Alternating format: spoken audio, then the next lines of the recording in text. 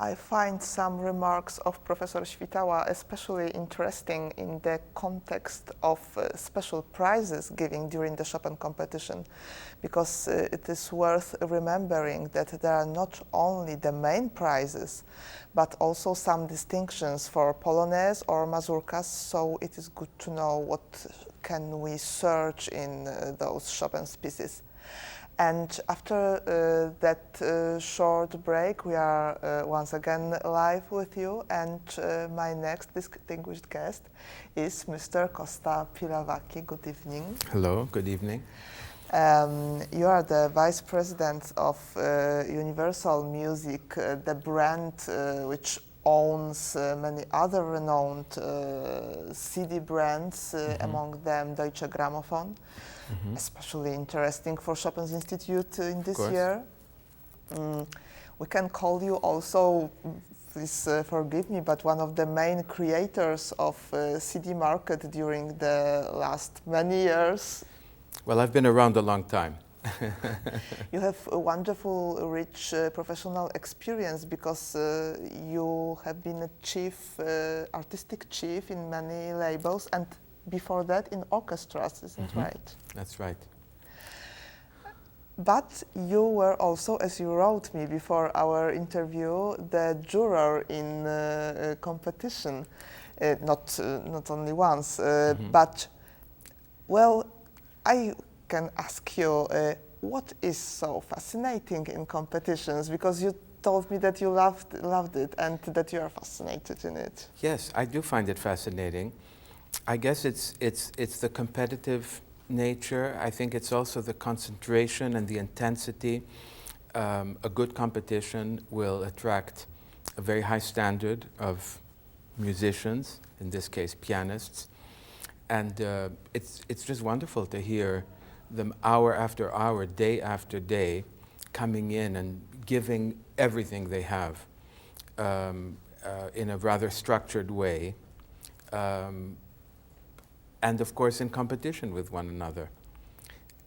And you never know. I mean, what I love about it is that you never know when you're going to have an extraordinary moment, an epiphany, when a young artist just gives you something special. And that's the reward for all the hours. Are there any a priori criteria you have in mind when you start to judge young pianists? Well, the most important one is, am I moved emotionally, and do I want to hear them again? Those are the two most fundamental ones. Beyond that, of course, you have lots of detail, you know, technique, style, culture, color, character. All of these things come together, of course, to make up the total. And that's, you know, in the end, it's a simple question. Have I been moved, and do I want to see this person again? Do I want to hear them again? And that's so fundamental.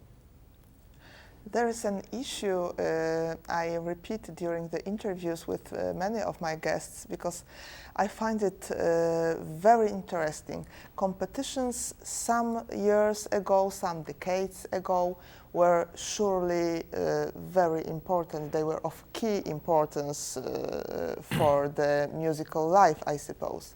But now we have all modern media. We have internet, we have YouTube. We can imagine the careers without such competitions.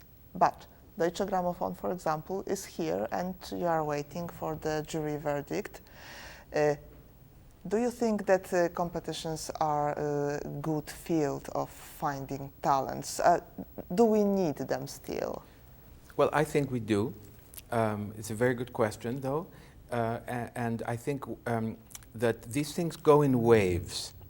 And you're right, there was a period in the 50s and 60s in particular when competitions were incredibly important. They were on the front page of the newspapers, whether it was Tchaikovsky, Van Cliburn, Chopin, etc.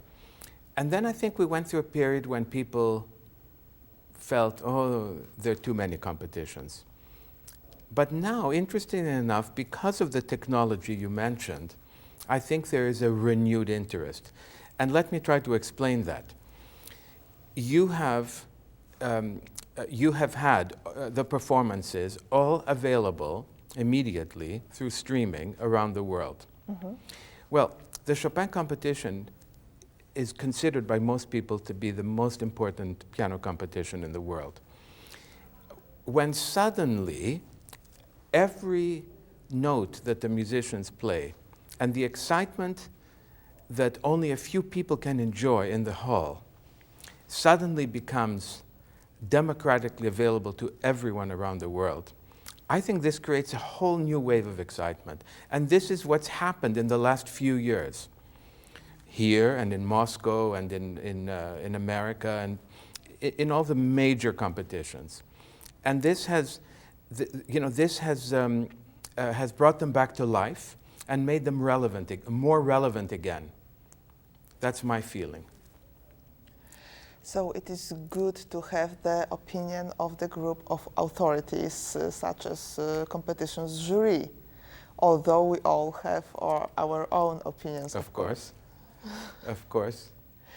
And you decided to trust the Chopin competitions jury because you decided that Deutsche Grammophon will release the CD with winners' recitals. Mm-hmm. You decided, of course, without knowing who is the winner. That's right. Don't you think it's a little bit risky? Maybe some people think so, but I think it's a risk worth taking for many reasons. Number one, that no competition in the world has the track record of the Chopin in discovering major talent. Second, of course, we're committed to taking at least one recording, which will be of the first prize winner, but this formal relationship between us and the Chopin competition means that I am here and many of my colleagues are here, and of course, we are absolutely starved to hear new talent all the time. And we have an opportunity to hear many really interesting young people. And so who knows what will result from this? We might end up with more than one in the long run. But for now, we have the one, and that's where we will focus. And we trust the jury to pick wisely. So this is the nearest plan, because the CD is going to be released in November. But what about the whole program of publishing in Deutsche Grammophon? How is it built? Do you create it earlier and try to develop it? How does it work? Well, Deutsche Grammophon, of course, has very qualified and professional people who are in charge of artist and repertoire, executive producers, and so on. And they're traveling around the world all the time.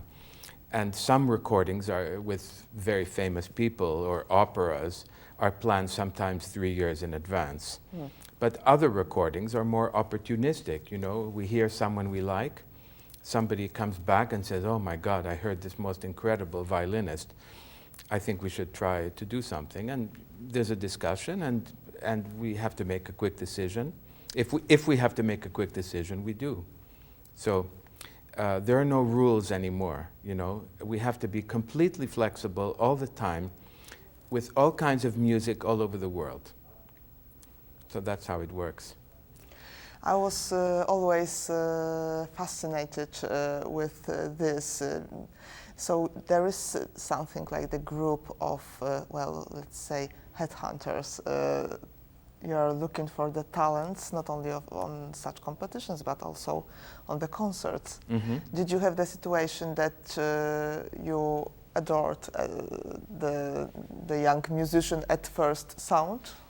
Of course. This has happened to me many times, both with classical and also with crossover, you know, artists. There have been many occasions when, you know, I heard someone and they immediately made an impact, and they ended up becoming part of our family of artists. So it does happen, but I'm only one person. We have many people in the company who are devoting their life to this. Yes. And who are really expert in all kinds of things. So it's important. We have to be everywhere. Of course, we hear a lot of concerts, but nowadays with YouTube and everything else, you can hear people. You can sit at home and hear people, and get interesting experiences. It's a very beautiful profession, I think, to find the artists and to find the best performances and to make them accessible to the audience. I really think that it is a wonderful way of life. But the contemporary world is very commercial, I think. Maybe it is still the same commercialism as always, but we used to think that now it is more commercial than earlier. Is the art of publishing CDs still the art or just a business? Well, it has always been both. From the first time that a recording was made and sold to the public, it became a commercial property. But don't you think that concerts are similar? People have to pay for their tickets, they're not free. And you know very well, if it's Marta Argerich, it sells out immediately. If it's John Smith, who no one knows, then the promoter has a hard time selling tickets. So it's exactly the same in the recording industry, except that we're dealing with people around the world rather than in one hall. We still read, I am still reading about the death of CD, and I am still afraid that it can happen one day that people won't buy any CDs and they will choose only the files from internet. Do you think that I shall afraid about it? Well, no one can tell what the future will hold in detail, but of course, the CD as a product has been in the market now since 1982. And like any product, it has a natural life cycle, which one day may come to an end. But people have been saying the same about books for a long time. And I think most of us are now used to reading books on the iPad and buying books and having them in the library as well. So far in music, it's working the same way. There are CDs, there are downloads, there's streaming, there's digital radio, there's all, you can hear music in many, many ways now, many ways. People are even going back to vinyl LP. So, I don't think that the CD will die in the near future. But I can't tell you what will happen in 50 years. No one can. And you personally prefer to have the CD, touch the plate, or to have the files downloaded in your smartphone or iPhone? I can be super clear. When I'm at home, I like the CD. When I'm traveling on the airplane, I like to hear from my iPad or my smartphone on my headphones. So there's room for both. And then when I'm in the office and I want to hear something quickly, I use the streaming service. If somebody talks to me about a piece of music that I don't know, rather than fumbling around for a CD, I go to a streaming service and I find it immediately.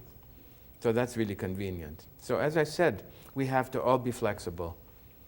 I think it's only healthy that there's so many new ways of hearing music. Do you think that it is good to keep the high standard of classical music without thinking about the audience and just to sell the best performances of hard works maybe sometimes? Or do you think it is a good tendency to mix a little bit classical music with popular music or popular techniques? Look, I think, you know, there's room for everything. I mean, our fundamental responsibility and our fundamental mission is to present the best classical music performed by the best performers in the world, the performers who the public want to hear. Once we've done that, of course, there's room for many things. You know, there's room for discovering new repertoire. There's room for playing around, using technology to play around. For example, we had a very, very big hit the last couple of years with a reimagining, a recomposition of the Vivaldi Four Seasons by contemporary composer Max Richter. This was done with great taste. Daniel Hope was the soloist. This is still touring around the world. The recording is very popular, very successful. It's a fresh way of hearing this music that everybody knows, or most people know. And I think that's very legitimate. It was done with great taste and sophistication. And that we found a new audience for the Four Seasons. So I think that's a good thing. I have heard in one of your interviews something very nice about Poland and Polish musical culture. You told that Poland is maybe not the extra power economically, but that the Polish culture, the Polish music is a very strong power. How could you advise us? How can we use it? Because I have the impression that we are not able to use it properly. Well, what I said, it was on a TV interview, and I said that Poland might be a middle power economically, but it's a superpower musically. And the reason I said that is because music is at the center of Polish life and culture, even contemporary culture. Yesterday, the other night, for example, I was in the hall and somebody introduced me to your Minister of Culture. Well, believe me, it's not every country where the Minister of Culture will come to a classical music event. Believe me. I live in one where that never happens or seldom happens. You arrive at the airport, what do you see? You see Chopin International Airport. You drive around the town, you see statues, you see all kinds of references to your composers. Your first president of modern Poland was a world-renowned pianist. I mean, you know, classical music is really important here. You see the government is funding all kinds of things. You have wonderful orchestras. You have world-class soloists.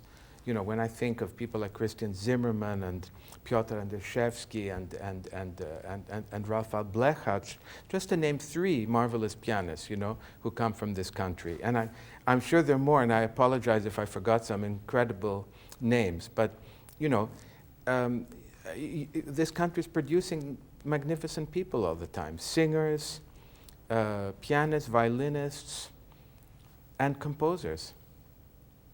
Just look. Lutosławski, I mean, in the last decades, you know, Lutosławski, Penderecki, Górecki, these are household names in the classical music world, everywhere. How many countries can say they have three important composers in this, you know, in the late 20th century and beginning of 21st? Not many. So, superpower. Trust me. It's wonderful to hear it, and I feel very supported in the name of my country also. Great. Thank you very much for joining me here in the studio. You're most welcome. It was a pleasure. And I hope that we will meet in next 5 years. I hope so too, and I hope in between as well.